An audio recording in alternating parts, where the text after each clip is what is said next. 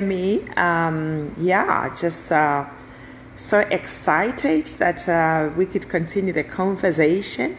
I know that we talked about the importance of this conversation will be all about inspiring one another, motivating one another, and of course encouraging one another.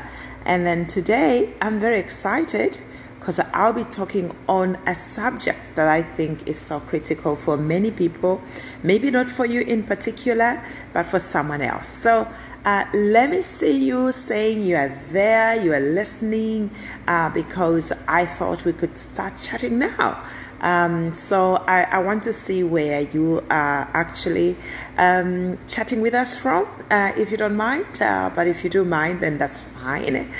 Today we're going to be talking about the decision to have a child while you know you're HIV positive. That's an interesting it's a juicy one, and I hope that I'll be of inspiration to you. I hope that I will encourage you somehow. Hi Emma Banda, thank you so very much, and says Iron Lady and Strong Man, of course, Mwawuka, Emwane Twawuka, and I hope people will not call us, because anytime somebody calls me, the network actually has problems, then we tend to lose our connection. So really, yes, Candy, just saying hi. I just want to say that there are moments in life, especially for me. Not only was I HIV positive, which I've shared with you, but I was also almost 40 years when I had my last child. So you can imagine the gossip around that, and just how sometimes that can begin to eat in your own decisions. So what I want to talk about first are the facts, is that people living with HIV and AIDS can have children. It is very critical to understand that even though you're HIV positive, you can have children. However, there are things that you will need to do. And I know that today it has become more common for people to understand that. But remember, I tested positive in 1997. That was a long time ago. Actually, in actuality, hey Francis, I see you. That's my very good friend. 25 years ago, this is a time when you found out you're HIV positive. They told you you are not going to make it over 6 months. That's what I was told. Later on, for you to think of having a child was almost like it was a no-go area. And a lot of people frowned on somebody who was known to be HIV positive and they wanted to have children. A lot of people did frown on that. And so I hope that today's sharing will inspire somebody, who motivate somebody, but will also encourage somebody out there. And then also just to know the right steps. So one of the things that I have encouraged people to do when you know that you're HIV, first of all, first, know your status. It is very critical that you test and know whether you're HIV positive or you're not. Because a lot of people would rather not know and end up in a relationship where they have to hide. Okay? That is a first mistake, I think, in my view. It is important that you test and you know that you're HIV positive or you're HIV negative. And if you're maybe find some people who can counsel you together. Maybe someone who can talk to your partner or your husband so that they can break the news with you being there. Because some people have chosen actually not to tell their partner, yet they take medication secretly. I have always argued that that's not a good idea because, I've always thought of myself, what if the person who infected me, if they knew, they had thought of another life, maybe they could have told me they were HIV positive. Maybe they could have used protective measures. The only time I find it easy to think maybe they didn't know, it is how I have tried to cope with it. Because the thoughts that someone who deliberately infects you, knowing that they're HIV positive, is not a good thought. And I don't think it's the human thing to do. The human thing to do, if you know you're HIV positive, find it within your heart to find a way to communicate that to your partner or to your wife or to your spouse. That is the primary thing to do. Some people are scared to open up that I am positive. The person may actually drop me out of the relationship, or they may no longer want me. You know what? I know it's easy for me to say, and I know some people struggle. When they find somebody, they would rather hide their HIV status. My encouragement to you, get it from somebody who has lived with HIV for almost 20 years. I would rather lose that relationship and find a relationship where I'll be fully accepted while knowing that I'm free to take my HIV and AIDS treatment, where I know that I am free to make the decisions that may follow without feeling like I have to hide something. So that is very key. Secondly, because today we'll be looking at what are the possibilities of having a child while you know very well you are HIV positive. That is what we'll be looking at. So I want you to conversate with me, especially when we open up to Q&A. I want you to invite some of your friends that you think they will benefit. The other no-no or not to do is to use your pregnancy as a testing for you to know whether you're positive or not. I don't think that is the right thing to do. It is important that if you know you're HIV positive or you suspect you're HIV positive, do not use having a child as a way to test that you're HIV positive. Because two things may happen. One, your children can be miraculously be born without HIV. Both of my first children, I strongly believe I was already infected. Because I tested in 1997 and I found out I was HIV positive. I had my first daughter who was now giving me my first grandson in 1994. And I had my second daughter who is in the Navy, actually serving in the military, and she was born in 1996. So the chances that I had these children while I was already HIV positive are maybe 90, 95, 97, 98%, depending how you look at it. But yet my children were all born HIV negative. So it doesn't help to use your children as a way of gauging if you're HIV negative or not, because children can be born miraculously without HIV. And mind you, I breastfed all my children because there are a lot of other things involved. It could be that the viral load wasn't as high, and hence the transmission was lower. And I didn't breastfeed them for long. And for my second daughter, Faith, actually what happened is I was able to do the exclusive breastfeeding, which they have found out that that can also help minimize the transmission to the newborn baby. So that is one point why I feel that knowing and making an informed decision for you to have a baby, whether you're HIV positive, when you're HIV positive, is so critical. Secondly, the chances of you passing on the HIV virus to your child or your children are very high when you do not test.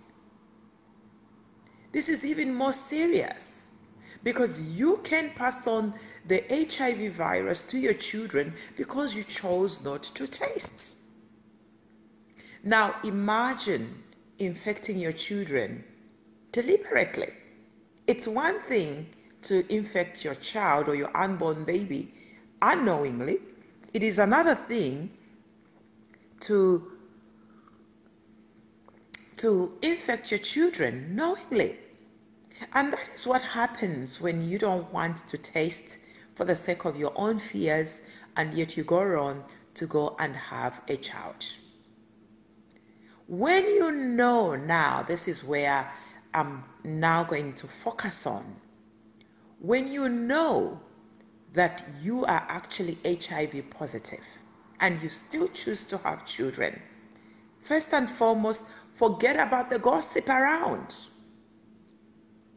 Forget about the gossip around, because at the end of the day, people are going to gossip anyways. There are just some people who are natural gossipers and there's nothing you can do about it. Do not follow them. I remember when I actually had a situation where I talked to somebody. I'm not going to say their names. They are a part of family. And I said, you know what? I am going to try and have a child. And because they knew that I was HIV positive, these were older women. They looked at each other kind of like, you know what I mean by that. I hope you can all hear me clearly. Please let me know that my volume is fine. So they kind of winked at each other. I don't know how to wink very well, but you know, it was that kind of look where like, oh no, why you? Well, it's almost 6 years in December. I have my very handsome, amazing, smart, gorgeous son. His name is Kulangila, which means hope in Lenje. Had I focused on these gossipers, on these people who are so bent on thinking that people who are HIV positive cannot have a child, I wouldn't have the most precious gift of my life. And my children are the best gift that I've ever received in this life. And having a son, in addition to my daughters, it has just made me love children who are boys more. I'm more empathetic to men issues now, because I've always been, I don't want to say a feminist, but I've always had a leaning towards women issues, towards the girl child, because I understand the challenges. But having a son, if you mate him, even yourself, you fall in love with that boy. And you know what even led me to have this conversation? Because I was just about to read with him. He loves to read. And by the way, if you're going to have a child, begin to read for your children while they're still in the tummy, before they're even born. It will put them ahead. It doesn't matter. You can read a newspaper, you can read a Bible, you can read the books you love, but just begin to read before they are born. I can tell you there's a difference between the older children who are 26 and 24 and this one who is 5 years old to be 6. You know, we didn't know better. We just used to put them in front of the TV. And that didn't help them at all. And they blame me to this day that, Mommy, you didn't help us. And you could tell the difference between this other boy whom we so encouraged to read from the beginning. I was reading books even when he was born. From the first day, reading books for this child. I mean, I have read more books in my life than I've even read when I was doing my master's programs. So I share all this so that you can give your child a heads up. And I will respond to some of the comments that I'm seeing. Keep putting them there, because what we are discussing today is very critical. I've seen someone say bring on camera. I've brought my COVID test on camera. And I've also shown you the medication that I take, which is Tranec for HIV, and there's nothing more for me to bring in terms of the test. But the truth is, I tested HIV positive in 1997. I was in Rwansha then, at Rwansha General Hospital, and I've tried my best to live with HIV, and of course, God being everything. But today we are talking about when you choose to have a child and yet you know you're HIV positive. I was just talking about ignore the gossipers, ignore the people that may not mean well for you, because whether you're HIV positive or not, one of the natural human passions or desires, which is part of your rights even, is to have children. And treatment now has made it possible that actually you can have children even though you're HIV positive. So all I'm saying, forget about your gossipers, because I had an experience personally where these two older women winked at each other when I had mentioned that I was planning on having a child. And the reason why they did that, without a shadow of the doubt, partly, if not in totality, is because I was HIV positive. So I want you to forget about the gossipers, but look at the science. 1, you need to test for your viral load and your CD4 count to find out, so that when you try to conceive, you will not pass on the infection to your unborn child. That is very critical, and that is what science has been able to help us, for us who are HIV positive, that you can have a child and still not pass on the infection to your baby, because you have taken the precautions, 1, by ensuring you know your CD4 count, you know your viral load, so that way it can help you not to transmit the virus to your child. Secondly, there will be things that you'll be advised. Like the 3 methods that I was advised were: 1, you could, your partner who is not HIV positive, because many of you know that my partner is not HIV positive. And if you didn't know that, that's what it is. So we are in a discordant relationship. I'm HIV positive and he's not. So there were 3 things we were advised we could do. 1 is that your partner could take the antiretroviral drugs, which have to be prescribed by the medical doctors, which will then act as a prophylaxis. What is prophylaxis? It is medication given for pre-exposure to HIV. Usually it is used when someone is raped and they are suspicious that they may be HIV positive, the rapist, or they are just trying to prevent them getting HIV.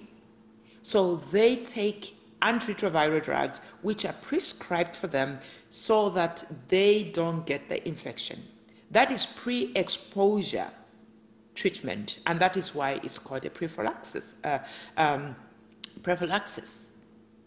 So that is another route for those who would choose not to do the insemination, but to have intimacy while you try to protect your partner who is actually HIV negative. So they can choose to take prophylaxis, okay?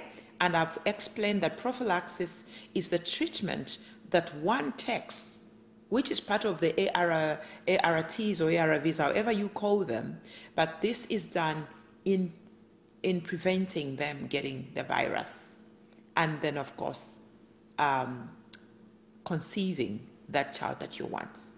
The other method that we were encouraged was a method of where you really only meet at a time when you know it's your conceiving time. so that even though your partner may choose not to use prophylaxis, they are only meeting with you without any protection in that conceiving period. And it's not a daily thing, okay? Because I was of the thought that, well, okay, let's do this every day since we want to conceive. No, actually, if you meet on a daily basis, that does not work to your advantage. It will be like today, then a day has to pass, then the next day. And I'm not a medical personnel. Everything I'm sharing, it's more from a personal experience. And my encouragement always has been then seek medical support. Although I have really gotten a lot of expertise by experience. You know, expertise can come because you are schooled in that subject, but also expertise can come through experience. And so that is where I'm coming from. And I always encourage that you seek also professional counsel, professional supports. But remember that on this chat, my hope is to inspire, motivate, and encourage somebody. And I just thought that it was so important because the beauty that I've had to enjoy my children who are all HIV negative, I thought I could share that it would inspire somebody, it will encourage somebody to know they can have a child, but also they don't have to infect their partner who's HIV negative. The latter part or the latter advice was where now, either through using a basta or using an insemination injection, you know, where you the man who actually release in a cup, and you take you know, just that syringe, and you get the male fluids, and hopefully the sperm is in there. I hope there are no children listening today. And then you insert yourself, or the male would help you insert, and that way you are able to conceive without any contact. That is the third advice on how you'd have a baby, healthy baby, HIV negative, without affecting your partner who is actually HIV negative. Then, having talked about all the three ways that at least I was exposed to, there is now the fourth area, which I personally, I haven't really gone into in many details, but there are groups like the young phenomenal youths who are HIV positive, and it is this issue, U equals U, that when you are undetectable with HIV, meaning your viral load is so suppressed that a machine can no longer read your HIV viral load. That's what it means, undetectable. It doesn't mean you're cured, but it's undetectable. You cannot transmit. So that's why you see the U equals U, that undetectable equals to untransmission. At least these are some of the findings, and I would encourage you to read up on that. But I'll also encourage you to seek medical attention or medical professional support, so that whatever you do, you can still achieve to have that child you have dreamt of, but also that you do not infect your other partner who may be HIV negative. I just feel that even people who are HIV positive, you are both HIV positive, it's so important also that you do not continue reinfecting yourself, even though the worry of infecting the other person may not necessarily be there. So I hope I've made it clear on that. And on the other part is when you have now conceived, it is important also that your medical advisors or professionals know, so that then they can help you through the process of pregnancy, and then also when you are about to conceive. Remember, they are going to advise you whether you want to give birth in the normal way, which is a vaginal birth, or you want cesarean. And this will be factored in depending on your condition, depending on your viral load, and maybe a little bit of your CD4 count.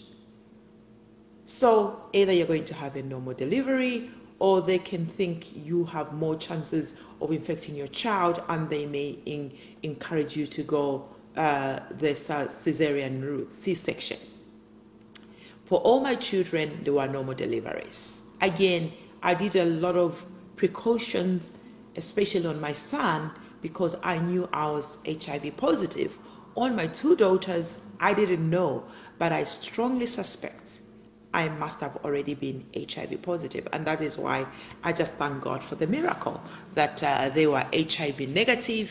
And then this other one, because I already knew I was HIV positive, I did everything within my strength to ensure that he didn't get exposed to being HIV positive. So another way that you also increase the chances of your child not getting infected after they are born, or I've talked about at birth, where either you're going to have a natural birth or you're going to have a C-section, they need to advise you on that. There's also a prophylaxis now given to the children, so that if there was any exposure, they don't have the virus going forward. And some of you remember the conversation around the Varapine and some of the cocktail, the cocktail they're giving children, and some of it is coming in a syrup now. It's even there in Zambia. So there is no reason to transmit your HIV infection to your child. Okay? And then I think you also have an option whether you breastfeed your child or you give them formula milk. Now,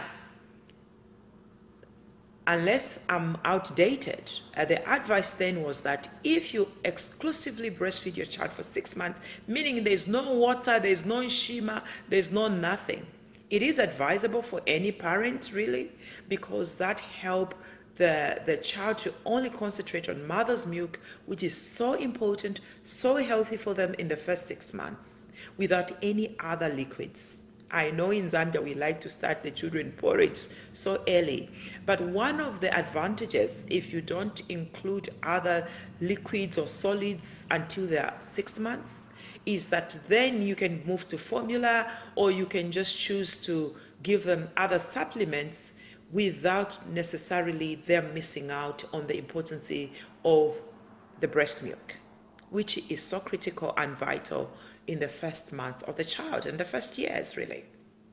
But also, I was also told that the fact that I could afford formula milk, the fact that I had no fears of diarrhea happening because of people not having the right hygiene practices, I could choose formula milk. So for my son, who is 5 to be 6, all I used was formula milk for him. Even though he really thinks he breastfed, there are times he has come to me and said, "Oh, mommy, I breastfed. I love the milk." You know, and I said, sure, because I think he just thinks all children breastfed. But I didn't. But it is one of the joys that I missed because I could not breastfeed him. I just thought that was the safer way for me, and for me not to worry about any small percentage of my son having the virus. So I hope that this conversation has been helpful to you. Above all else, that it has inspired you, it has motivated you, and it has encouraged you, not only for yourself, but to go out there and inspire somebody else. We are not going to leave the chat without talking about COVID-19. Like I've said, this COVID-19 is real. Let's make sure we do everything to prevent ourselves from getting it. And above all else, you may get cured of it, but you know some people have got lung problems for life, kidney problems, and many other healthy problems that may follow even if you get discharged from the hospital. And you keep seeing the numbers. I've been telling you about this. Some people have not been fortunate. They've been brought in dead, already gone. We don't want to lose you. We love you. We need you. Society needs you. If you're in Zambia, we need you. If you're around the world, we need you. Your family need you the most. Your beloved ones. Like I have said, at the end of the day, these jobs we have, if you're a member of parliament, they'll have another member of parliament. If you work for a company, they'll employ someone in a quick second. And there are a lot of people there who are waiting to get your job. But there are people who can never replace you. Your spouse, your partner, your children, people who love you dearly, your closest friends. These are people who would learn to live without you, but they can never replace you. And that is why it's so critical that we continue to do whatever we can to stay at home if you don't have to be in crowds, and if we know we are going to be in crowds where we can't avoid being in that crowd, let's mask up. I know it's uncomfortable, but the more we do it, the more we get used to it. So, in the remaining few minutes, I want to see where you are listening from, where you are joining this chat from, and please share it. Because my sole intended purpose for these chats is to inspire, motivate, and encourage somebody. And I hope it's not just to inspire or encourage or motivate somebody, but it's also for you to go out there and inspire somebody else. Okay? I'm doing everything to really be up and be able to conversate with you, because I just feel it's so important. We live in a world where there's so much negativity. There is so much maybe nothing to be joyful about or to encourage each other about. And I just feel like this is a good moment. If there's one thing I've learned in life, whatever the circumstances, whatever the tragedies, whatever the obstacles, I try to use it to inspire someone else. And you know what? The more you find purpose in life, the more it helps you. And it gives you a reason not to give up. So find purpose in life and use that to inspire someone else and also to give you a reason to continue your life, because we only have one life in this world. All right, so let me see the chats. Hey, Samuel Chisike, is it Chisike? He says, I am your top fan. Keep it up. Thank you, Samuel. Yeah. Thumbs up. All right, Samuel. And then, are you now COVID virus free? What a courageous woman. Yes. Is it Christon? Katungu? I've been COVID free since I tested on the 31st of July. And it never even took 14 days. So again, it's not always 14 days. You can become COVID negative in a week, in days. And you can also go from being asymptomatic to having symptoms and to being serious. So it just depends. And I did share that actually there is a test that can help you test your antibodies, which will actually confirm that you actually did have COVID. So I hope to do that as well, especially for my grandson. You know, I haven't been able to hold him yet because I'm still waiting actually to have an antibody test, as well as to ensure that I try to also isolate from him for another days before I can hold him. Okay? So is it Leah? You are a strong woman. Oh, thank you, Leah. I loved someone's comment who said, woman of steel. I love that. I'm like, yes, in Jesus' name. You know, I keep telling my friends and others, I said, this world sometimes can be bent on bringing you down. You need to have people in your life. You need to have you yourself to inspire you. Because otherwise, if you keep hearing negatives, it may just take you the down path. There are few people out there who are just meant to encourage you, meant to shower you. So that is why I thought this chat is so critical, because we are here for one sole thing, is to inspire, to motivate, and to encourage. Okay, Lillian say watching from Zambia. Hi, Lillian. Yvette Kangwa saying hello from Zambia. And is this the Yembazi? It says, I'm watching you Eswatini. Yes, I long to come to Eswatini. Hey, this COVID has spoiled a lot of things. I've got a lot of friends around the world, and I've got friends in South Africa, in Eswatini. I've got some friends. I don't think I have friends in Botswana. Hey, be my friend from Botswana. I love traveling. I would love to come to Mozambique. I missed a trip to Mozambique and the Seychelles. These are two countries I still want to go back. Doris Chikotola, I hear you. Thank you, Doris. I hope it helps. And Stephen Nonde says, thank you, Mom. God bless you. You are welcome. And I'm scrolling down here. Myself, chosen mentor. Someone says, I am their chosen mentor. I'm glad I am. We have talked about the taste. We did bring all those. So if you didn't watch, look out for the other clips that I did. And then Mumbi says, good morning, Princess. You look beautiful. And you know what? One of the things that I use on my face is actually cooking oil. Believe you me or not. I mean, I've naturally been gifted with a very smooth face. But whenever I see like something on my face, even my children will tell you, I just use cooking oil. Salad. Salad is one of the best oils we have, especially pure vegetable oil or olive oil. Salad is very good. Even if you start to have manga like me, there are times if I just go in the garden without shoes or during rain season, I easily have those cracks. When I just use cooking oil, it works magic. Within a day or two, the salad heals. Even on my hands, you see, I use a lot of cooking oil. So there you have it. Thank you. There is another secret out there. I hope it works for you. William says, are you getting your ARV drugs from Zambia or the US? So for the longest time, William, I made a decision, especially when I met with George W. Bush. That is when I met with him when he was president in the US.